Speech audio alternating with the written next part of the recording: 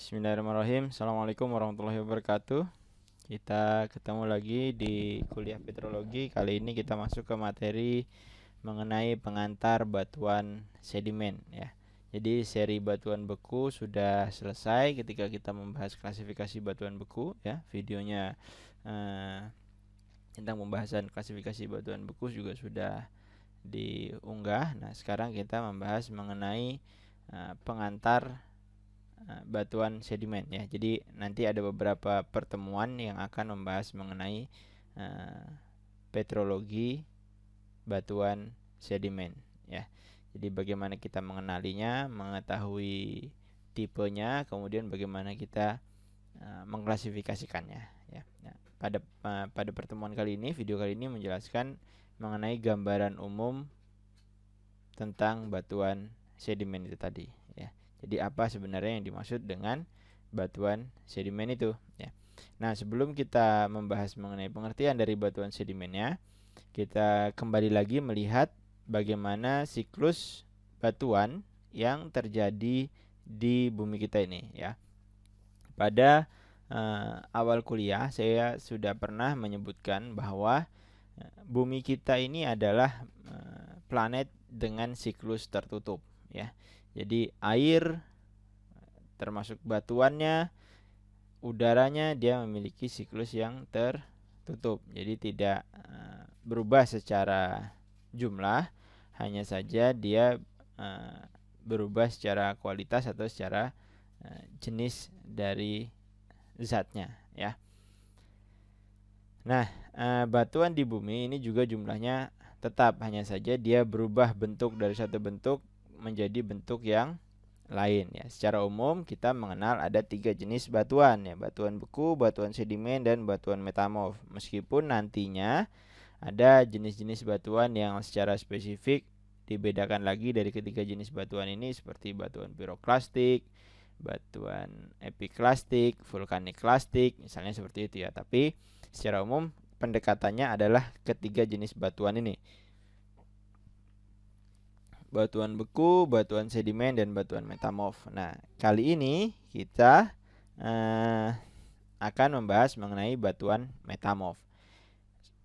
Batuan sedimen ya. Jadi dari mana asal batuan sedimen tersebut ya? Kita tahu bahwa bumi awalnya tidak memiliki batuan yang membeku. Dia berupa larutan silikat pijar yang sifatnya mobile ya. Kemudian larutan silikat pijar yang sifatnya mobile tadi mengeras, membeku menjadi batuan. Dan hasil pembekuan dari larutan silikat tadi atau molten rock atau batuan yang cair tadi yang kita sebut magma ketika masih di dalam di bawah permukaan bumi, kemudian yang di permukaan bumi kita sebut sebagai lava ya.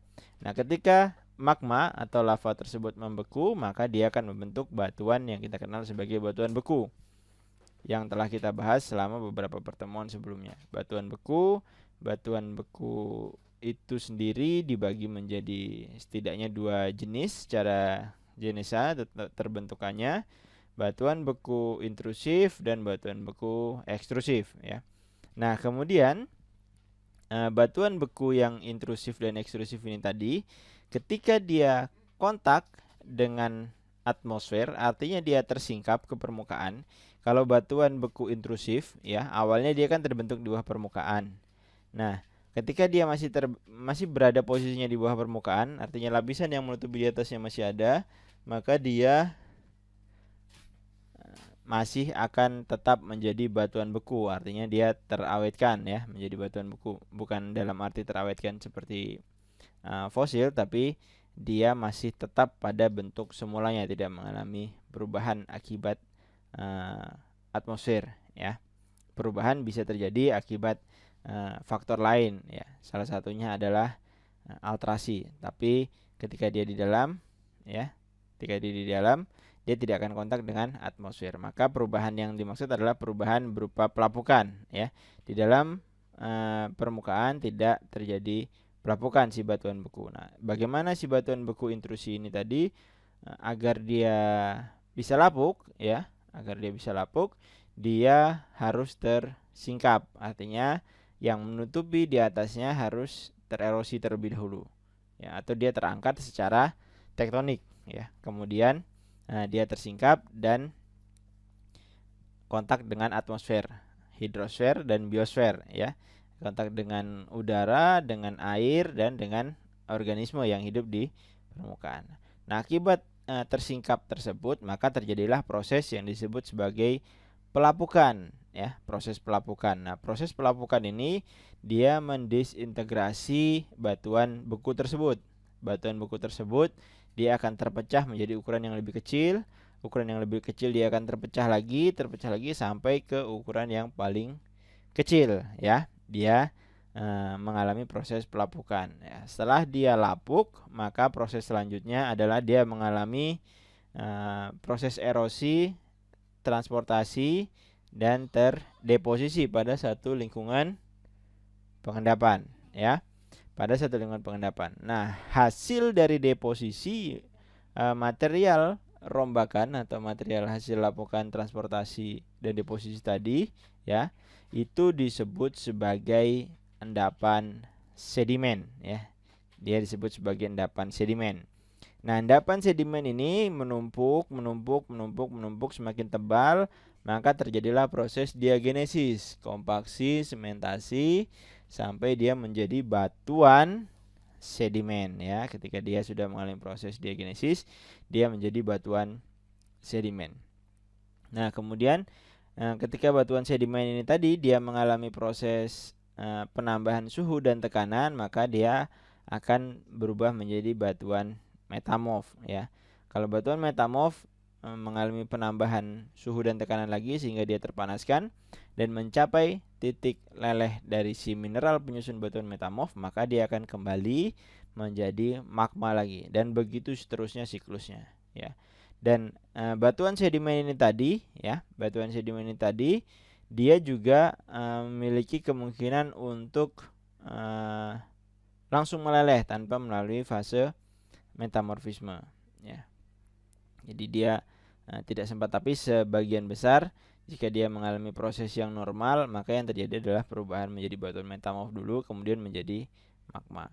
Batuan beku ketika dia dipanaskan, dia bisa menjadi batuan metamorf, bisa juga dia menjadi magma kembali ketika titik leleh dari mineral penyusunnya sudah terlewati sehingga mineralnya leleh. Nah, dari situ kita tahu bahwa salah satu sumber terbentuknya batuan sedimen adalah dari rombakan batuan beku. Kemudian apakah hanya batuan beku? Ternyata ketika dia sudah menjadi batuan sedimen, ya, dia mengalami proses pelapukan, transportasi, dan deposisi lagi, maka si batuan sedimen tadi dia masih memungkinkan untuk membentuk batuan sedimen lagi, ya. Dia terdisintegrasi lagi. Ketika dia setelah mengalami proses diagenesis, artinya dia sudah terpendam, kan, ya. Terpendam, dia menjadi batuan sedimen. Kemudian batuan sedimen tersebut terangkat lagi, ya, tersingkap lagi. Ketika dia tersingkap, maka proses eksogen akan bekerja lagi. Pelapukan, erosi, transportasi, dan deposisi. Maka hasil dari pelapukan tadi yang tertransportasi dan terdeposisi, dia akan menjadi sedimen kembali. Yang tadinya batuan sedimen, dia akan kembali menjadi material sedimen, ya. Kemudian material sedimen tadi mengalami proses diagenesis lagi menjadi batuan sedimen, ya. Atau dia bisa berubah menjadi sedimen ketika dia sudah menjadi batuan metamorf, ya. Jadi batuan sedimen tadi mengalami metamorfisme menjadi batuan metamorf, kemudian batuan metamorf tadi mengalami proses eksogen, ya. Setelah dia terangkat, tersingkap, kemudian dia mengalami proses eksogen, pelapukan, transportasi, deposisi menjadi material sedimen lagi, ya. Nah, itu adalah sumber dari batuan sedimen. Batuan sedimen bisa berasal dari batuan beku, bisa berasal dari batuan sedimen itu sendiri, bisa berasal dari batuan metamorf. Tapi tidak bisa batuan sedimen berasal langsung dari magma. Jadi kalau magma membeku, maka dia hanya akan membentuk batuan beku, ya. Berarti dari sini kita bisa simpulkan bahwa batuan sedimen adalah batuan yang terbentuk akibat adanya akumulasi dari rombakan batuan lain yang sebelumnya, ya. Nah, pertanyaannya apakah hanya sebatas itu pengertian dari batuan sedimen? Ternyata tidak hanya sebatas itu ya. Jadi batuan sedimen juga bisa terbentuk selain proses reworking dari batuan yang lain, dia juga bisa terbentuk akibat proses biochemical ya. Jadi nanti di situ akan menjelaskan perbedaan batuan sedimen yang terbentuk secara reworking batuan lain atau dia terbentuk secara biochemical, biokimia ya. Nah, kita bisa lihat yang tadi adalah siklus batuan beku, yang ini adalah tadi adalah siklus batuan yang ada di bumi, ini adalah siklus batuan sedimen secara khusus. Sebenarnya masih menggambarkan siklus batuan yang ada di bumi juga, hanya saja sedimentary cycle yang ini dia lebih detail membahas mengenai sedimentary cycle. Jadi kapan dia akan mengalami proses weathering? Ketika dia berada di permukaan. Jadi ini adalah permukaan bumi ya. Ini yang terpendam, ini yang tersingkap ya. Awalnya material sedimen ini tadi ya, kita langsung loncat ke material sedimen. Kita tahu asal material sedimen ini tadi bisa dari berbagai macam. Material sedimen tadi mengalami proses pemendaman. Kemudian proses pemendaman yang terjadi ketika pemendaman adalah proses diagenesis ya. Kemudian dari proses diagenesis tadi menghasilkan batuan sedimen. Batuan sedimen terpendam semakin dalam, maka dia terjadi penambahan tekanan, dia berubah menjadi batuan metamorf ya. Kemudian batuan metamorf dia akan mengalami proses tektonik. Kalau dia terbentuk pada daerah yang memiliki tektonik aktif, dia akan tersingkap ke permukaan dan mengalami pelapukan ya. Atau batuan sedimen tadi tanda menjadi batuan metamorf, dia juga bisa langsung tersingkap ya. Kemudian ketika dia tersingkap, maka yang terjadi adalah proses yang ada di permukaan ya. Di atas ini, di permukaan ini yang terjadi adalah proses eksogen, di bawah ini yang terjadi adalah proses endogen ya. Ya, jadi proses dimulainya pembentukan material sedimen adalah ketika ketiga jenis batuan tersebut ya, batuan sedimen, batuan metamorf atau batuan beku, dia muncul ke permukaan bumi ya, dan dia mengalami proses eksogen mulai dari pelapukan sampai terdeposisi ya, baik secara mekanik maupun secara kimia ya. Dia akan membentuk batuan sedimen ya, membentuk material sedimen. Kemudian material sedimen tersebut mengalami pemendaman dan terdiagenesis kembali menjadi batuan sedimen, dan begitu seterusnya. Siklus sedimen atau siklus batuan sedimen ini dia terjadi di bumi ya. Jadi batuan yang ada di bumi dia jumlahnya sebenarnya tetap, hanya saja dia berubah bentuk dari satu bentuk ke bentuk yang lainnya. Nah, proses sedimentasi tadi itu dimulai dari terangkatnya si batuan tadi. Ketika dia terangkat ke permukaan bumi, maka dia tersingkap menjadi singkapan. Ketika dia tersingkap, maka dia kontak dengan atmosfer. Ketika dia kontak dengan atmosfer, hidrosfer dan biosfer, maka yang terjadi adalah proses eksogen. Dia akan mengalami weathering ya, in situ weathering ketika dia masih berada di dekat dengan sumbernya atau dia belum mengalami erosi dan transportasi, maka sifat lapukannya mirip atau menyerupai dengan batuan aslinya ya. Kemudian dia tertransport ya, kemudian dia terdeposisi ke lingkungan yang jauh dan memberikan perbedaan dari batuan asalnya ya. Setelah dia tertransport tadi ya, dia bertumpuk, kemudian dia mengalami pemendaman ya. Yang tadinya di atas dia tertumpuk terus, akhirnya dia berada di bawah. Karena dia berada di bawah, dia tertekan akibat adanya gravitasi yang di atas menekan ke yang bawah, sehingga terjadilah diagenesis. Mulai dari kompaksi sampai sedimentasi, dia menjadi batuan sedimen ya.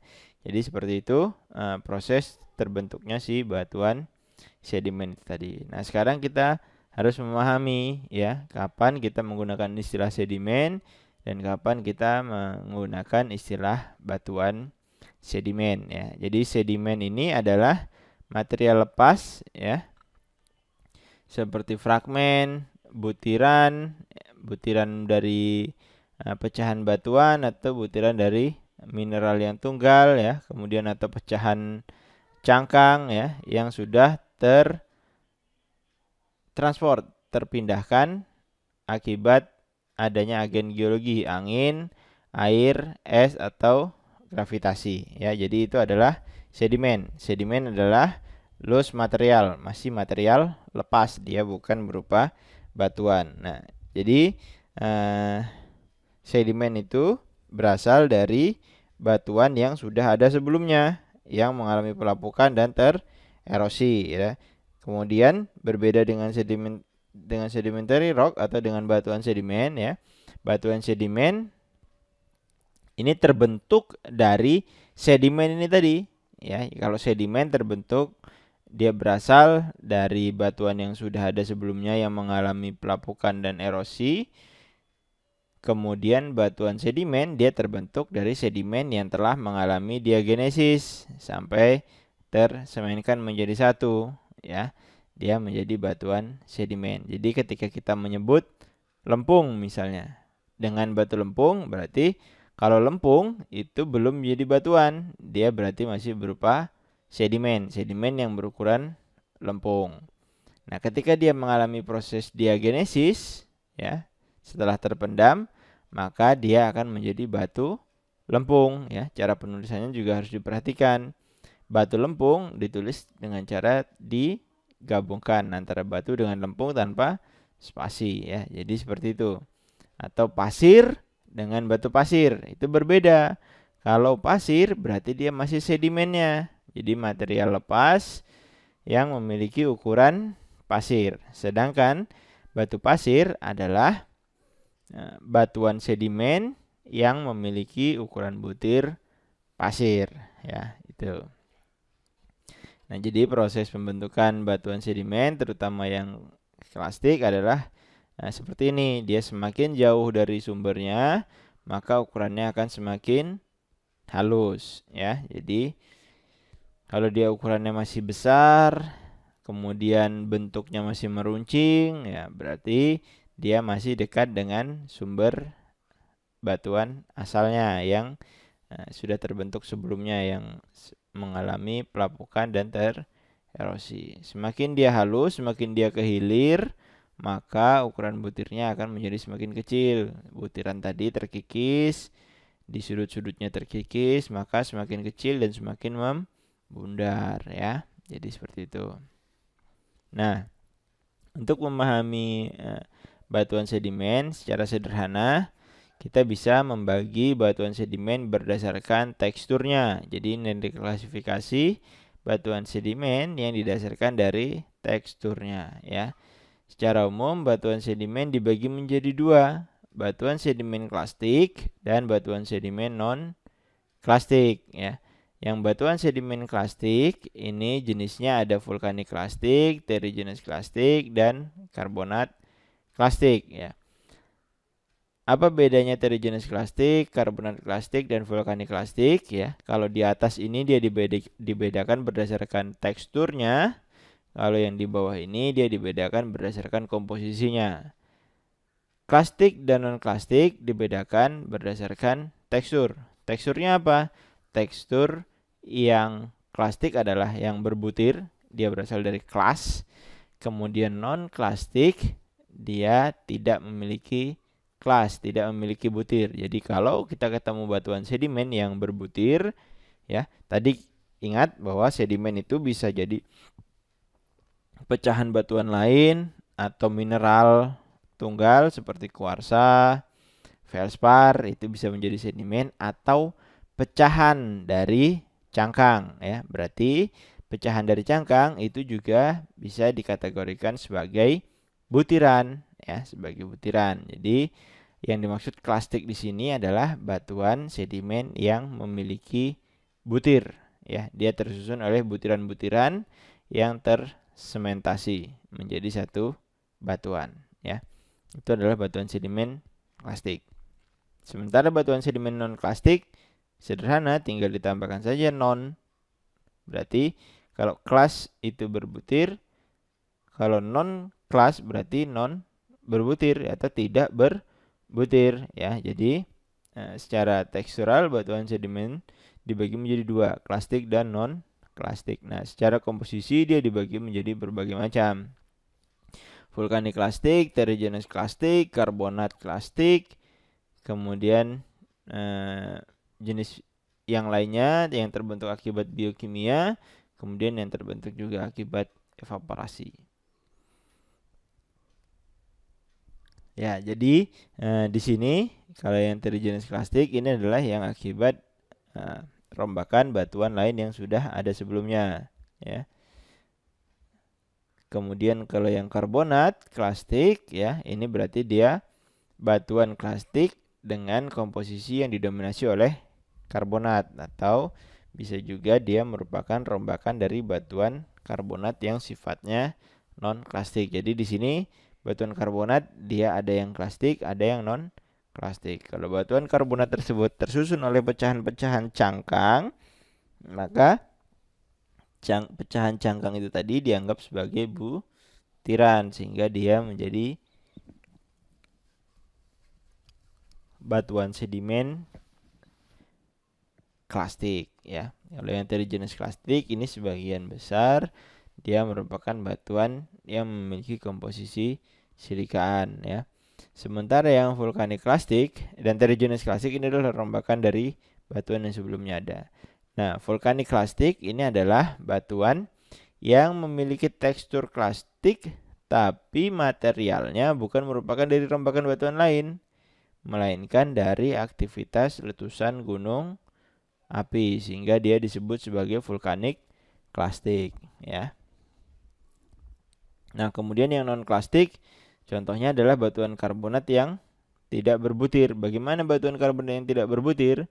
Batuan karbonat yang tidak berbutir dia bisa terbentuk akibat proses evaporasi ya. Jadi proses evaporasi yang menyebabkan lingkungan pengendapan menjadi oversaturated ya. Oversaturated biasanya oversaturated itu karena dia kehilangan airnya, kehilangan H2O-nya akibat proses penguapan ini tadi, sehingga mineral-mineral ion-ion karbonat yang ada di dalam lingkungan pengendapan tersebut dia terpresipitasi menjadi kristal-kristal batu gamping ya, atau contoh lain adalah batu garam ya, dia terkristalkan. Nah, jadi batuan karbonat yang tidak klastik salah satunya adalah batu gamping kristalin atau batu gamping terumbu ya. Batu gamping terumbu yang terbentuk akibat akibat koral-koral yang tumbuh pada satu platform platform reef ya, di mana koral-koral tersebut mati kemudian terdiagenesis atau terbatukan di lingkungan yang sama dengan dia tumbuh dan dia mati, sehingga dia menjadi batuan karbonat tanpa pecahan-pecahan cangkang. Artinya cangkangnya masih utuh, berarti dia masih cangkang in situ. Nah, itu adalah batuan karbonat yang non klastik. Jenis lainnya apa? Jenis lainnya batuan sedimen yang non klastik adalah yang terbentuk akibat proses biokimia. Contohnya seperti iron stone, fosfat, atau batu bara yang terbentuk dari endapan gambut. Ya, awalnya rawa, kemudian mati tanamannya menjadi gambut. Di atasnya tumbuh lagi, terpendam, akhirnya yang tadi di atas menjadi di paling bawah, termampatkan dari gambut tadi, lignite menjadi subbituminous. Subbituminous ditekan lagi, termampatkan lagi, terkena suhu dan tekanan akibat gradien geotermal dan tekanan akibat berial, maka dia termampatkan lagi sampai akhirnya membentuk batu bara yang antrasit ya. Jadi seperti itu kira-kira pembagian batuan sedimen yang ada di bumi ini. Ya, nanti kita akan bahas satu persatu bagaimana kita mengklasifikasikan batuan sedimen tersebut. Baik, terima kasih. Assalamualaikum warahmatullahi wabarakatuh.